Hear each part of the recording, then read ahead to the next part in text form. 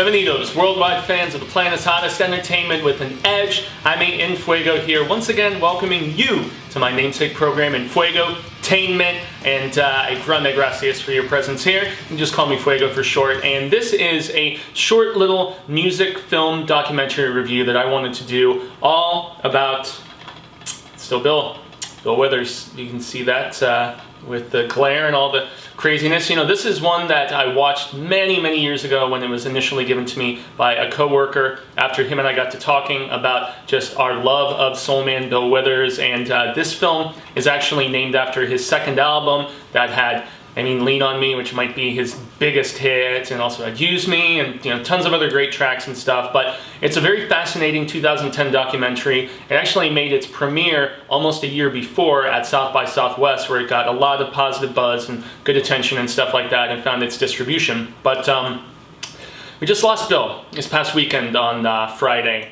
and as if the world isn't just tough enough right now, but the music of this man is most definitely the kind of thing that will live on, and as many have pointed out, a song like Lean On Me is just very uplifting and hopeful in a time where we really need to just be lending a helping hand, caring and being compassionate for each other, because that's the only way that this wacky world is going to continue spinning in any sort of sensible regard, with everything that's going down with, people being stuck at home and loss of jobs and self-quarantining, social distancing, all these terms that have now become commonplace. But, in the 70s, Bill Withers had his ascension to becoming one of the biggest names in not just soul, but, R&B and, not really rock, but in just all of popular music, period.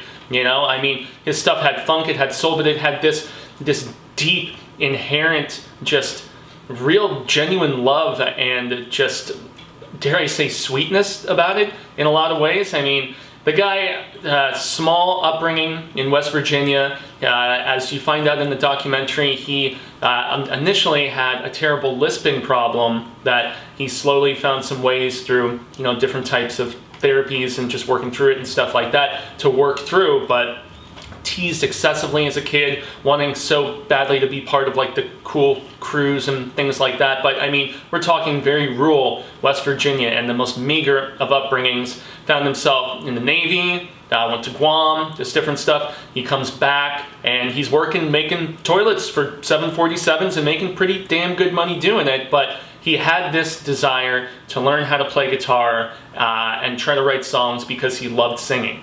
And the dude has one of the most distinctive, just deep, and I keep coming back to soulful voices, but just soothing is maybe even a better one. Very deep and very just defined, and it's what turned stuff like Ain't No Sunshine and Use Me and Lean On Me, and even like later more upbeat hits where maybe his sound was changing, and he had just these A&R bigwigs like starting to stick their nose in his business and trying to get more involved in the writing process, but I adore a song like Lovely Day, and just the two of us and stuff. Grandma's Hands being possibly his most just heartfelt song, as being, the woman that, he looked up to in such a high regard for just how caring she was to her fellow man, back there in the South and stuff. And so, he learns to play guitar, he starts writing songs, and he starts out just kind of a building momentum, and then all of a sudden he's got, a song rising on the charts, and his fame really came quickly, and who knows how ready he was for it. And catching up with the man in, the late 2000s, and just seeing how he still has this love for music and for creativity, as this beautiful home studio that he's put together, and he's still messing with tracks, still messing with it, but his disillusionment with the music industry had caused his departure in 1985, and unfortunately with him passing away here in April of 2020, he went 35 years without releasing any new music, despite becoming so iconic for the time that he was involved in popular music. But as he mentions a few times talking with the two documentarians here, he just really, when it became less about him making music and more about other people coming in and trying to posture him and his fame and influence him, and just trying to almost like puppet master the stuff, you know. He talks about black spurts at one particular point that I thought was really funny, because he's like, yeah, I had my, black, friends in the industry and the people, with the labels, that as I ended up on this bigger label, because the one where he had his first few albums and hits and stuff ended up collapsing upon itself. And yes, I know it's not Motown that he was on. I'm just a big fan of, the Temps and the Tops and all of that 60s stuff. And this felt like, Bill always felt to me like a natural extension of that sort of sound, and, the Stevie Wonders and the Smokey Robinsons and stuff like that, but less of a big grandiose approach and more of a personal one, and just smaller and quieter and more sentimental in that regard, just because of how just very personal his songwriting always felt to me. And you can tell, I mean, the inherent love is still there, but when the industry changed and so much more attention was upon him, that's where just he kind of lost the interest in wanting to be a performer. He talks at one point in the documentary where it intersperses footage with this big tribute concert that they had, and the singer from Living Colour is there, and Jim James from My Morning Jacket, this whole host of great blues and soul and funk musicians and stuff, and it's this huge concert they staged in tribute to him, and they're doing nothing but Bill Withers covers and stuff. And he's like, I'm really intrigued just watching these people go and want to show off, because if I really wanted to, I could try to get back on stage and show off. He has his 70th birthday during the documentary filming here, but he also goes back home to West Virginia and tours where he grew up, and seeing just the segregated graves of like his brother, and he was the youngest of 13 kids, and I mean, just so much to overcome and so much to persevere through, and to see his creativity and just how it got such worthwhile attention, and then for him to just walk away from it.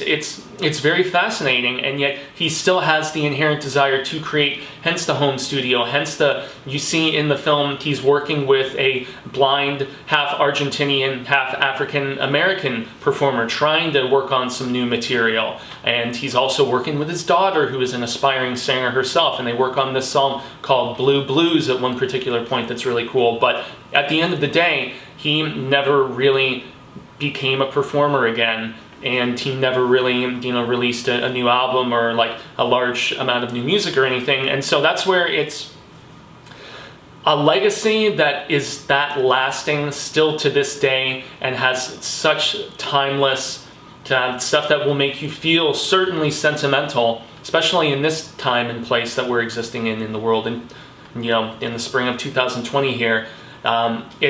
It's fascinating and in many ways heartbreaking and inspiring, all in the same regard. This is a terrific music documentary. It's only like 80 minutes. I'm not sure if it's streaming anywhere. I probably should have checked that out. But yeah, I'm blessed to have this DVD, and if it's VODing somewhere, or if you have the opportunity just to learn a little bit more, if you've only heard, Ain't No Sunshine in the Dante's Inferno video game advertisements, or if you've only heard Lean on Me and just the two of us in like commercials or whatever, you're like, oh, I recognize that song, or just that bump on that bass line on Use Me is just dope as all hell, man. It's so rad, so funky.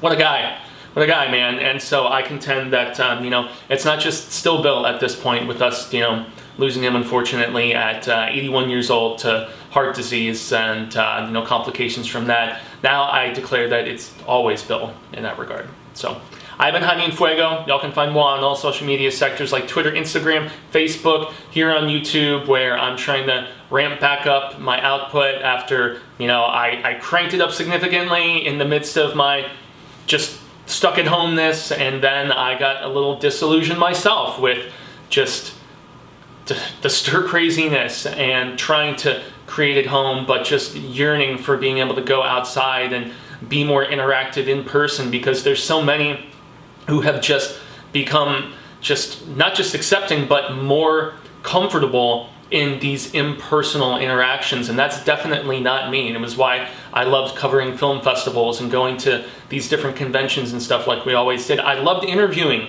because I love talking with people, and that is definitely one of the things that I've missed the most in just being here at Casa En Fuego pretty much 24/7. But yeah, lots of stuff that I have worked on over the course of this weekend, and I just watched this the day that we found out about the passing of Mr. Withers, and I'm cranking his jams too, man. The guy is immensely talented, and this is a great documentary that I definitely recommend. If you want something completely different than this, you may know me from youtube.com/The Horror Show channel. That's where we cover spooktacular stuff. Myself, Cecil Laird, Susie von Slotta, and Marcia Parker, along with Robert Toole and producer Dave, a few other people. It's been an ongoing passion of ours and as just to double down on the Bill reference, man, passion never dies. It still sticks with you if it's really inherently there. And we do at least one episode a day.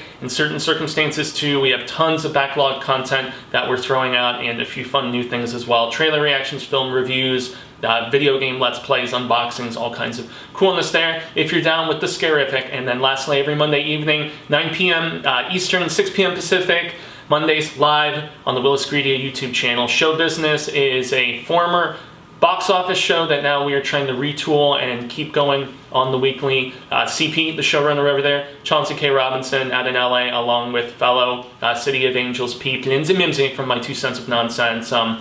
We're trying to talk more about movie news, release date shifting, maybe commentary looking back on different years in the box office, stuff like that. So yeah, everybody, stay tuned. It's a weird world that we are trying our best to get through. But yes, if we just lean on each other, it will definitely be a much more lovely day. So I've been Fuego. Y'all have been awesome. And until the real of Ka comes around once more, hasta luego, Cinemigos and Constant readers and viewers alike.